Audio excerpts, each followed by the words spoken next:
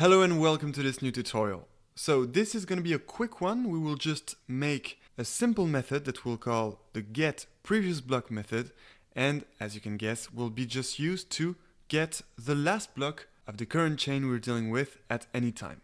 So this is going to be very easy. You can actually do that before me. We can do a quick race. So def to define a new function, then get previous block.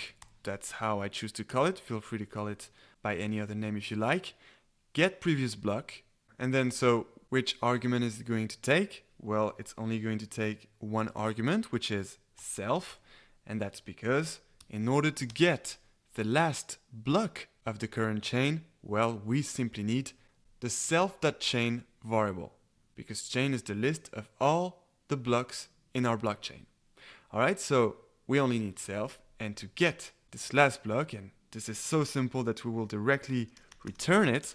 To get this last block, we take self.chain, our chain, and the last index of this chain, which we can get with -1. -1 gives the last index of the chain, so that chain -1 is the last block of the chain. Alright, so this is done, as I told you, very quick and easy tutorial. But in the next one, this is going to be slightly more challenging. We're going to make the proof of work. That is, we're going to define the problem that miners will have to solve to mine a block. So we will define a problem, and more than that, this proof of work function that we're going to make in the next tutorial will return the proof. So it's actually the function that the miners will need to execute to find the proof.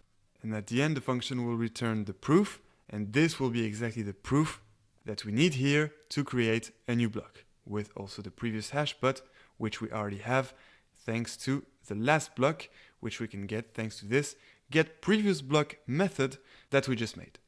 Alright, so let's do this in the next tutorial, and until then, enjoy blockchains!